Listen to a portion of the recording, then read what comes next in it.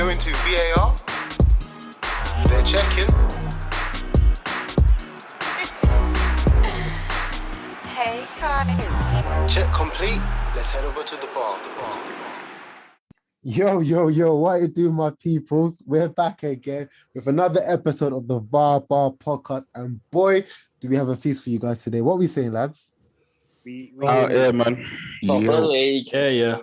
Active. Couple of happy faces now. Set man getting 3 points back on the boards. But I think, man, there's only one place to start, and it's just finished Super Sunday. It was a game and a half at the Anfield Stadium as Liverpool took on Man City. Andy, I want to hear from you straight away because I know your boy Mohamed Salah has gassed you right now, bro. Unfortunately, you lot got the draw in it, but a very solid performance from Salah. Yeah, man. Like my good friend Charles said, vintage Liverpool, but I must say vintage Salah, man, because he dragged us in the second half, especially. First half, it was a bit anonymous, but our whole team was poor, to be honest. So, it couldn't have got any worse in the second half, and we kind of came out of the blocks second half. First 30 especially, I think we were the better team. And yeah, it was all on Salah, man. Brilliant assist to Mane, which I must say, Mane, great movement from him to lose Ruben Diaz, slotted it in, and then obviously a solo effort, man. Right foot, bang.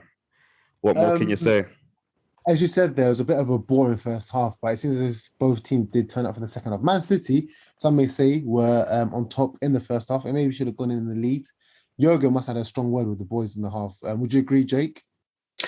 Yeah, first half was it started off really well, I thought, for Liverpool. I thought first 15, 20 minutes, they were brilliant. Rodri was not getting a touch of the ball. And then they started to get a bit leggy. City grew into it. And going into halftime, I think Liverpool would have felt almost happy to go in 0-0, whereas City almost felt like a wasted opportunity. And then that second half just exploded. And I mean, I'm still reeling from it. And I'm completely neutral in this whole thing. I think for neutrals, man, you have to admit it was just a great game of football. Amazing game. The main thing was no one was really everyone showed up from both teams. I don't know how to explain it, but no one really hid. Even what's the name, KDB, that was anonymous the whole game. He came good. I think you were a bit hard on it. I think you were hard on him saying he was out of the game, to be fair, because early on, who was feeding Foden? KDB had a good 4 runs in the first half, when even Gary Neville was saying Liverpool looked leggy today. I think hiding might be the wrong word in that. I think he wasn't at the level he's usually at in terms of, when you see KDB, 4 out of 5 passes are pristine, straight but to he feet. had that today. That's what I'm saying. Not as much. I don't think so. I think he lost the ball a lot more than what you see him do. We're just comparing him to his level, innit? I think when you see him, he's usually so clean. Whereas today, I think he got caught out a few times. But I think the Liverpool players pressed him to death as soon as he had the ball. Obviously they knew he dictates play, but they didn't account for Philly in this bitch. The only disappointment man, was Grealish, to be fair. Yeah, didn't play that well, to be fair. Let me know, yeah. As Andrew said, there was probably a great game for the neutrals. Liverpool did take the lead, and another assist from Mo Salah, which Mane finished. I believe this is his 99th Premier League goal, so it's one away from getting 100. Tosin, how impressed were you though with the equaliser from Phil Foden? Man, I got the first equaliser you meant. Yeah, man. Honestly, Phil Foden, man, he's star boy, man. Do you know what I mean? PF47, man. I can't say enough about the boy, really. Just bags of ability. For me, he was one of their best players in the first half as well. And I was watching the game with my bro, and when Jesus passed it to him, he was he's gone too wide. It's gone too wide. But I said the exact same thing. Yeah, and he slotted it.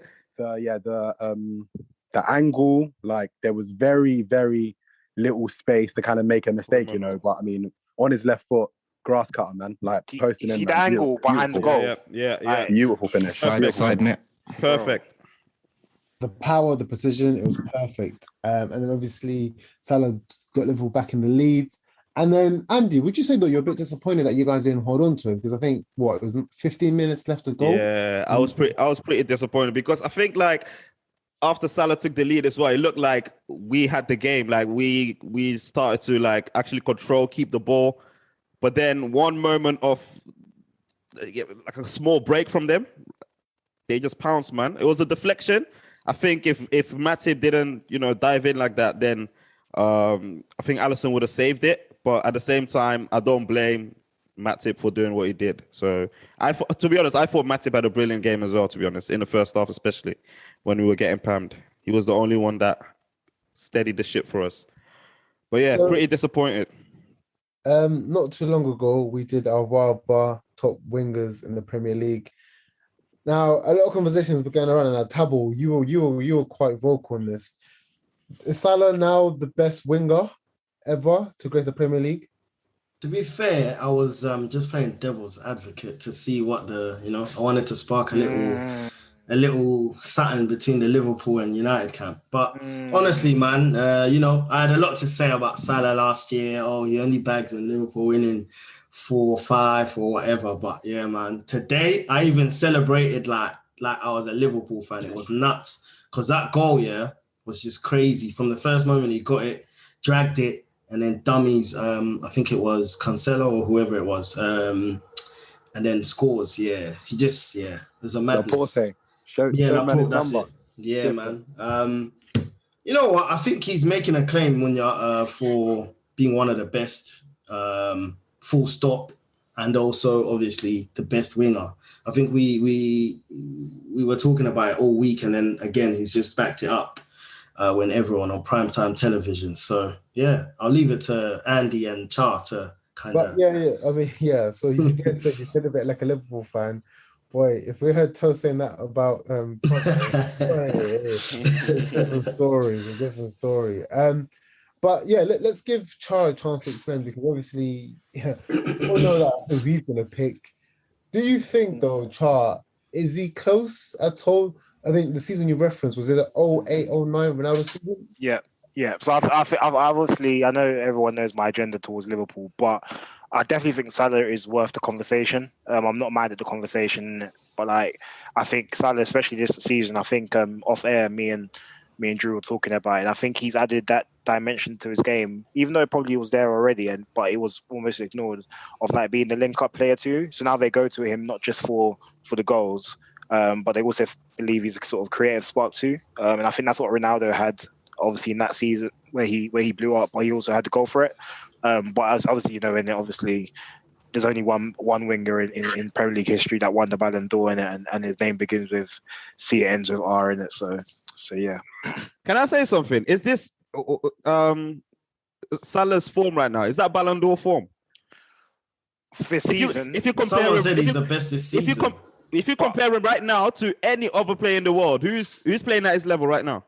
It depends what you mean. As in Ballon d'Or this year? Nah, not this year, but general, obviously for this season. Oh, so if he carries on this sort of level, and then obviously he produces the Premier League and the Champions League or either or, one of them, then obviously there's no qualm about that. However, obviously you know how it works, isn't it, with them sort of competition. But yeah, what he's doing right now, he's clear at the moment. He's 9-9, isn't it, at the minute? Yeah. Today made it 9-9. First, man, what do you think? Do I think he's playing at Ballon d'Or level? I just want you to tell me about Salah, man. Be objective for once about our players, like Char. This is a wild claim, because just the other week we were talking about Mane, and I was telling you that you were being too harsh on him. So I'm capable of doing it. If you wanna compare Salah to CR7 at this point in his career and what he's done in the Premier League, I think is a very, very fair shout. He's won the Premier League. He's broken all the records there is from goal scoring perspective from the wing. I've never been against saying how good Salah is and the talent he is. He's playing at a insane level at the moment. If he carries on and brings trophies home, we will be talking about him in the Ballon d'Or conversation. So yeah, let's wait and see what happens, man. Need them trophies though, boy. Yeah, that's it, innit? To even get into that conversation, boy. That's my thing with the Ronaldo thing. Obviously, right now it's a debate. The Ronaldo boys got the Ballon d'Or, and they got, obviously in that period, Ronaldo done back to back. Fair enough. And Champions League as well in the same season. So and treble, boy. So that's the only thing I will give to them. But objectively speaking, they are not even mates. Hold on. And on paper. Hold on. In terms of numbers produced in the league, they're not mates. Yeah, hold on. Like I said to Char, I feel like Ronaldo's had the best season, right? Salah scored 32 goals, brother. 32. Ronaldo scored 31. Yeah, but that's one more. How is it that they're not mates? Bro, that's one more, brother. That's one more. But then listen. Like we said, also Ronaldo's won the Ballon d'Or in that time when he scored 31. You get and won the Champions League the same season. That's fair. That's why. That's why I said. That's why we're talking Prem though. So the door. I'm not hearing Champions League. The door. That's fine. That's what I'm saying. I think Ronaldo's had the best season between the two. However, Salah, like overall, if we're talking like season after season, then boy, it gets long. But Ronaldo hasn't played. That's what I'm saying. Consistency. Salah from wing has scored 20 goals ever since he's been here. Andy, like, just for context, innit? Like, them times, United still were actually playing two strikers, innit? Like, they had Tevez and Rooney up top. No, Ronaldo was playing on the wing. Three. Bro. I swear it was 4-4-2, bro. By then, we're talking 4-4-2 against 4-3-3, innit? Just for context. Didn't they put Rooney out left? They used to interchange in big games. That toast. Tabs. Bro, too much. Let's not get carried away too much. Lineup for the Champions League final, innit? So at the moment, the VARBAR boys, we had the top three of Ronaldo at 1, Eden Hazard at 2, and Mo Salah at 3. Does it stay as it is, or does he overtake Eden Hazard? Yes. Hazard can chop. Hey, I'm talking to Jake Wise. Jake, I want to hear from you, boy. Sympathy bias, boy. Just remember that. Yeah, he does overtake Hazard. Come on, man. Hold on, Jake. Char, come on, Char. Oh, that Eden, yeah. Okay. Jake. I'm joking. He does overtake Eden. As much as Eden will forever hold a dear place in my heart for what he did, and I think maybe it's more Chelsea bias than it is a Liverpool bias, but like Eden dominated games by himself. Like he was feeding fucking Morata by himself, but the end product compared to Salah, it's not the same. Yeah, I can agree with that. As much as I do love Eden, I think Salah is above him in terms of that, which I can accept. I'm fine with that.